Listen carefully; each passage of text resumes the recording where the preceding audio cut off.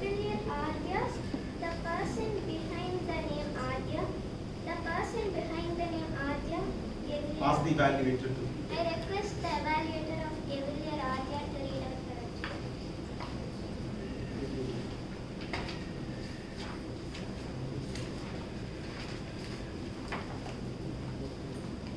Adya, obstacles are to begin speaking before an audience, to discover speech, speaking skills you already have and skills that you need some attention. Time and note that the time is 4 to 6 minutes. All the way fun.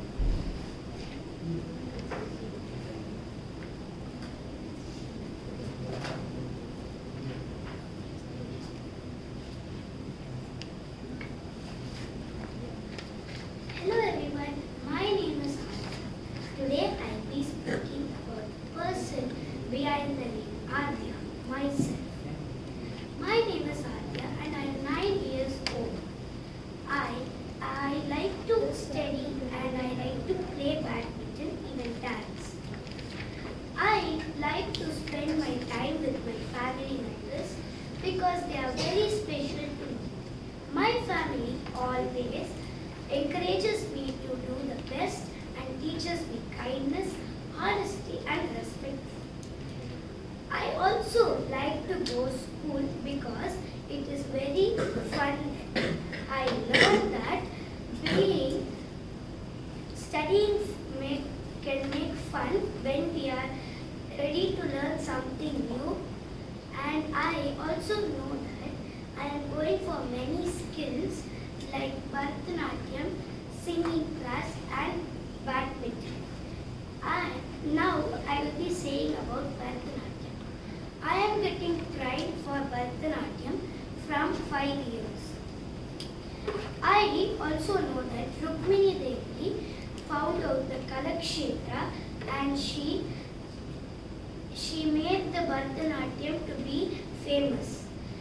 From that time, I like Bharatanatyam and I have also performed in my school annual day last Friday. I wish I finished my Bharatanatyam course very fast and I wish I will take classes for all the students in the future. And I like to play badminton because I can learn patience, the teamwork and how to be positive. Patience. The patience, I have to wait for my chance. And teamwork, I have to be in a team and win the prize. I can learn teamwork. I have to be positive. If I lose in a set, I have to work on my weakness and I have to win the match. I wish that I will always be positive and I will see to that I will play badminton very good. And my pressure, at a certain time, it feels pressure to our body and mind. Overcoming the challenge it gives me pressure handling capacity. And I am also learning singing for 2 days. I like to go because I can sing for my own dance without anybody's help. And I am learning Hindi also recently. Now I am focusing on this 4 subjects. I will finish the course and I will do it. And I thank for my teachers, parents and my friends and family members who guide me, who teach me good things, and I will say thank you to them. Thank you.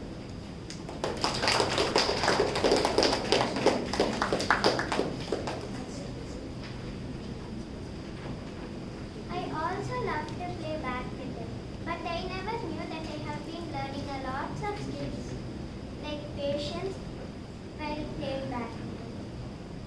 Now the third speaker is Cavalier Rishi. I request this evaluator to read out the section.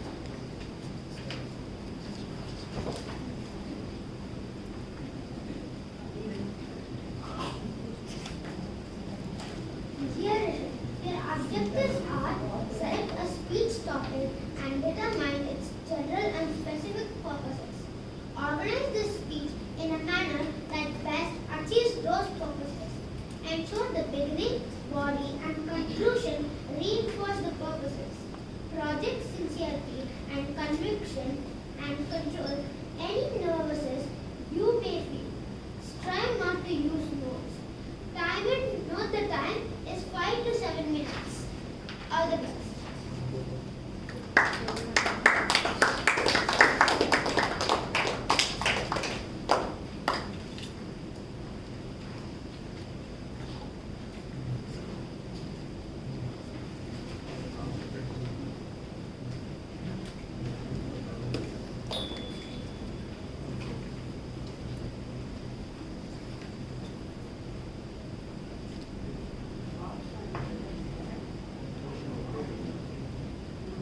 Good morning, everyone. This topic that I am going to speak of is very popular among us children and teenagers. Video games, good or bad?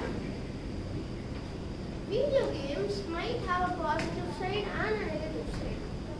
Most of the people, like us children, would say it's positive because of our entertainment.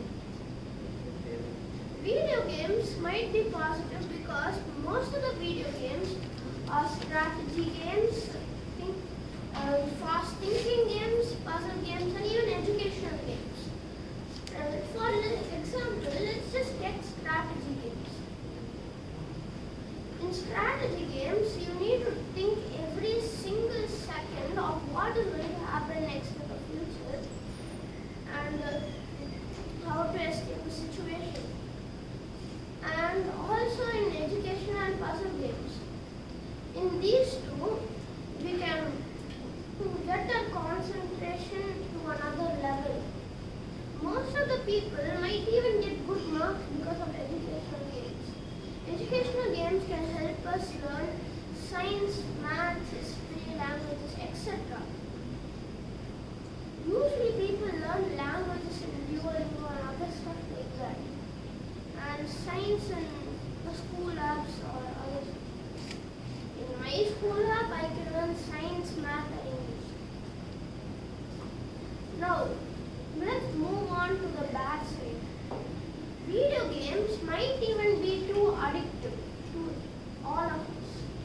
Players might want to reach the next level constantly, get more points, or even defeat another player. So yes, that could be very addictive. Imagine a student just playing games for half an hour to 45 minutes. Then suddenly 1 hour passes by. Then 2 hours. And it is 11:30 already and he knew that it has passed his bedtime after his gaming. And his homework is still incomplete.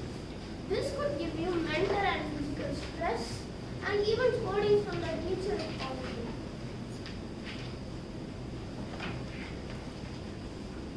So yes,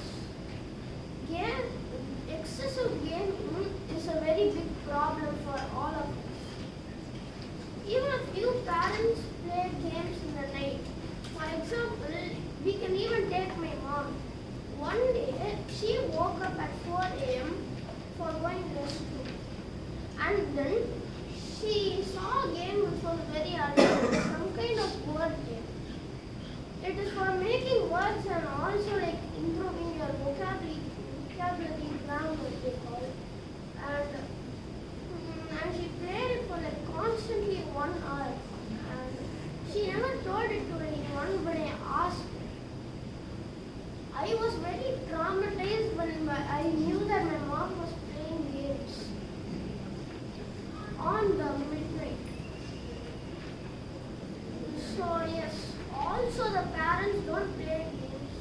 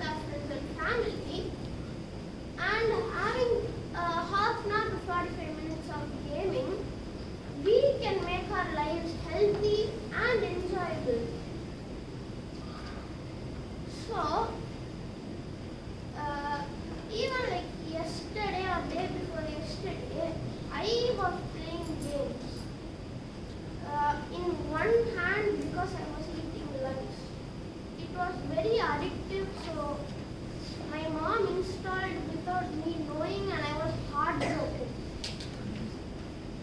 It was a very good game for me. So yes, uninstalling games that you like would be very heartbreaking. Like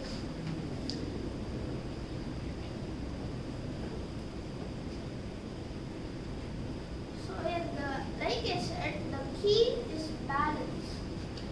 We should not play too much of games and play it only for half to 45 minutes.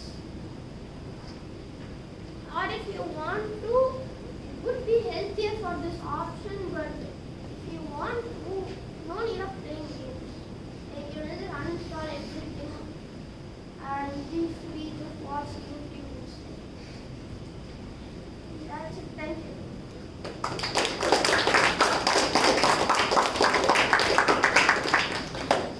The next time when I play video games, I will remember that I only play for half an hour to 45 minutes.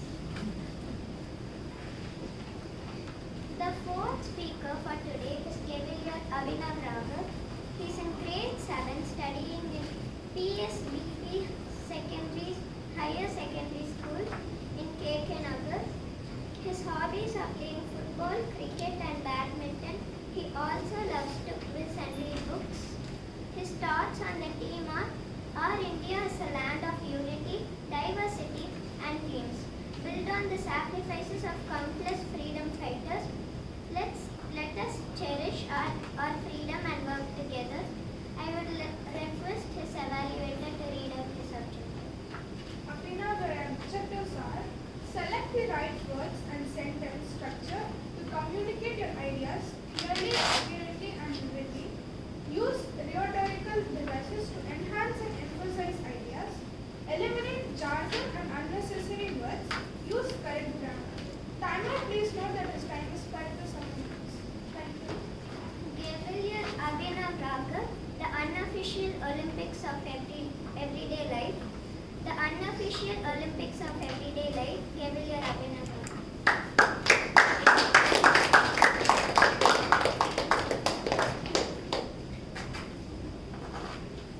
Good afternoon to Cavaliers, Toastmasters and welcome guests.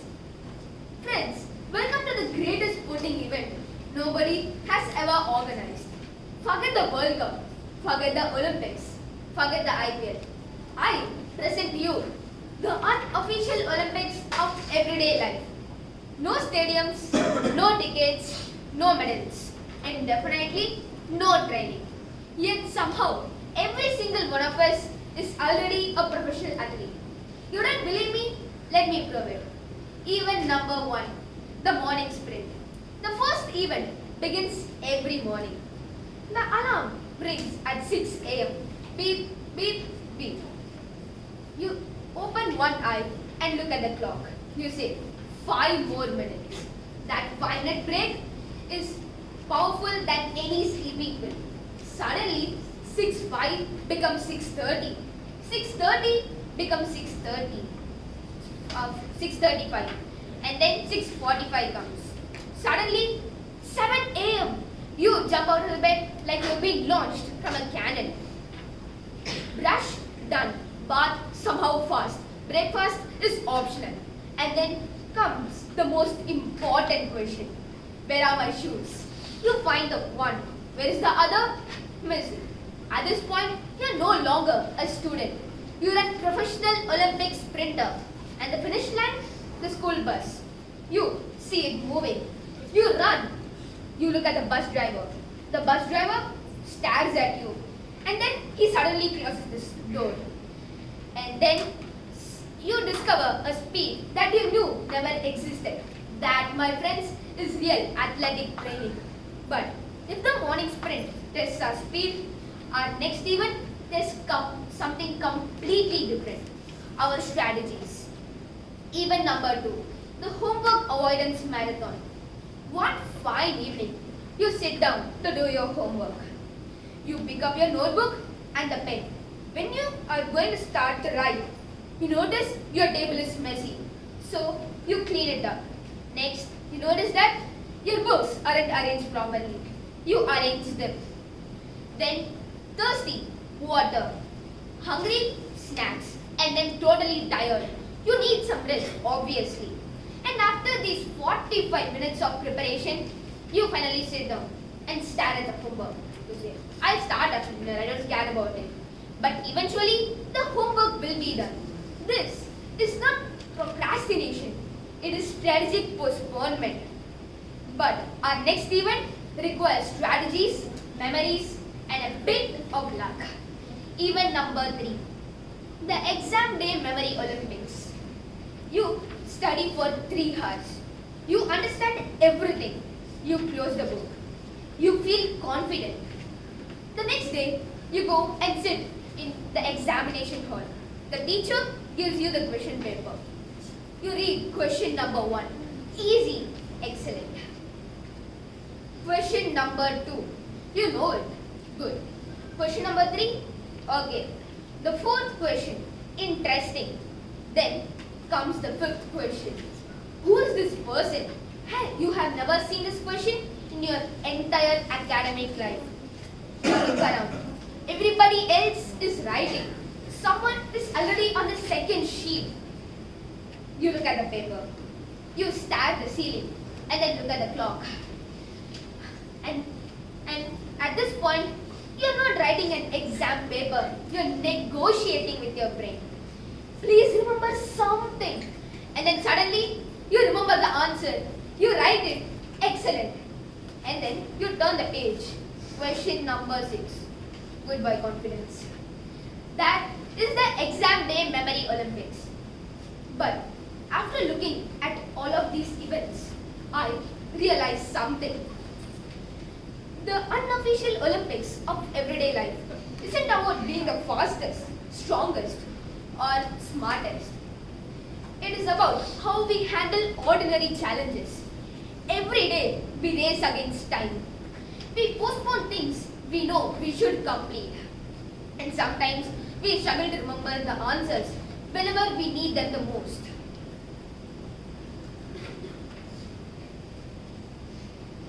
So,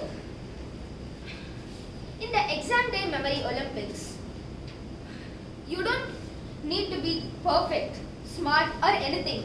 You just have to show up, give it your best, laugh at your mistakes, and keep moving forward. Yet, there is no scoreboard, no referee, no commentator shouting, "What an incredible performance!" So, after doing all of these, we thought we'll get some medal, but no. We get the confidence, maybe not a trophy, but experience. Not applause from the audience, but the satisfaction of knowing we tried. Because life may never give us a gold medal, but every day it gives us the opportunity to keep trying and compete every day. Thank you.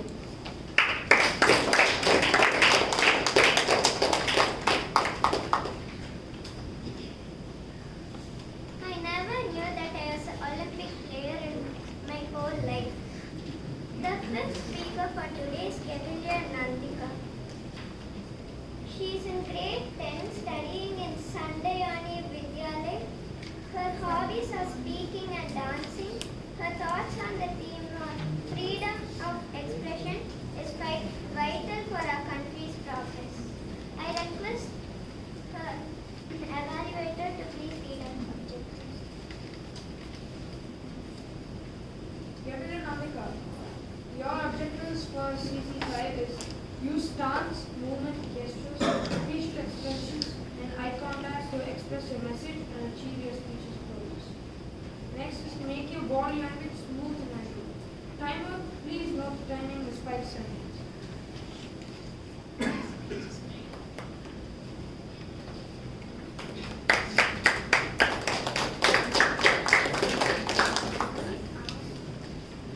This house believes that free speech should include the right to offend. So now just imagine, you are standing on a stage. You see beautiful people's faces in the crowd, just like I get to see a lot today.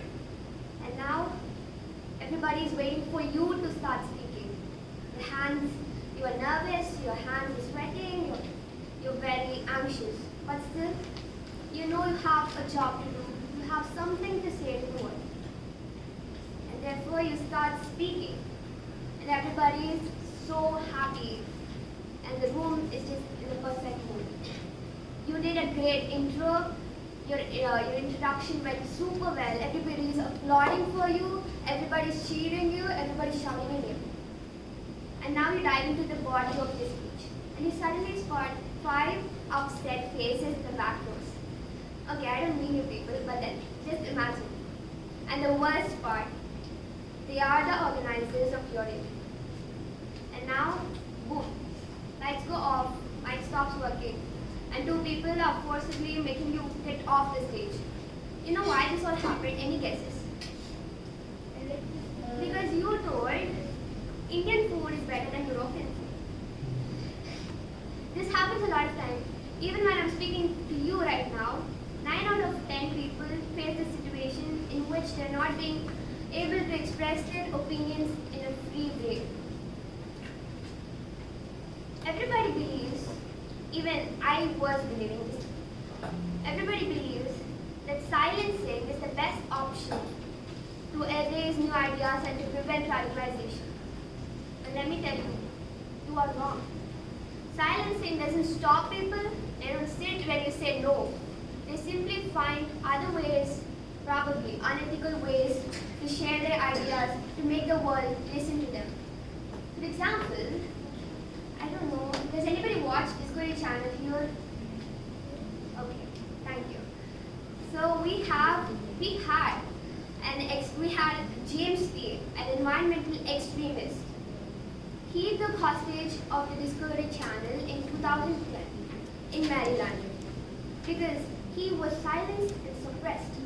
He wanted to tell the world how we could save our planet and the beautiful living things in it. But then Discovery Channel was not ready to broadcast his opinions and his messages. He was silenced like anything. And therefore, he took hostage of the headquarters in 2010. He was equipped with guns, he had massive explosives with him. He attacked, he killed 3 people and 23 were injured because of it. We know that silent killers are the worst. Anywhere, any room, silent killers are the worst. Then why do we make intentionally people silent and thereby killers? I know, we are also part of the whole world. And now, sorry for the unnecessary messed up transition, but I have to cover up all the arguments today. So now, there is a common misconception about the topic itself. When I say the right to offend, I mean my right to talk freely, to express my opinions without being arrested, without being sued or banned for it. But it's not a stupid excuse for attacking people's privacy or for spreading communal ideas or for making active propaganda for violence. And I'm going to tell a beautiful quote from an author, from a great person. Can you guess who it might be, the writer of the quote? Steve Jobs? No, it's me. Okay, I am the great person. I wrote it. I seriously feel proud for the quote. I wrote myself. Insecure people are the ones who refuse to listen to others in order to protect their own fragile feelings. And it's indeed true. Because all of us, each and every one in the room, we love free speech of our own. It's just others that's a bit of a problem for us. But remember, free speech and the right to offend is not designed to make us feel comfortable, happy, and peaceful. It's designed to make progress, and it's designed to let us be free. And the core part of the argument. The word offend or offensive is a very subjective word. It changes from person to person. It is not something that can be legally measured. And therefore, just like my morals and our morals could be different, we are not same humans, and of course they are different. Right extent and the depth of offensiveness is equally different for each of us. And there we go, that's an important point, but then I think this doesn't mean. So, whenever we silence people, whenever we silence them, we lose we lose one by one, let me try again. Whenever we silence people, we lose every human on earth that can speak the truth for us. We already are, but we will become proper people pleasers and not the ones who can make and keep their own opinions. So if you want to be a person who does not people please and who wants to have their opinions sound and loud, take my side, take the side of the proposition and join me. Thank you.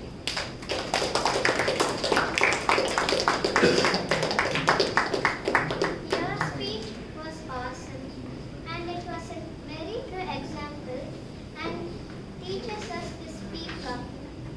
The sixth speaker for Before that, I have given the ballots to each one of you. You have all of you have the ballot? Everybody? Yes? So there are 4 spaces are there. The first speaker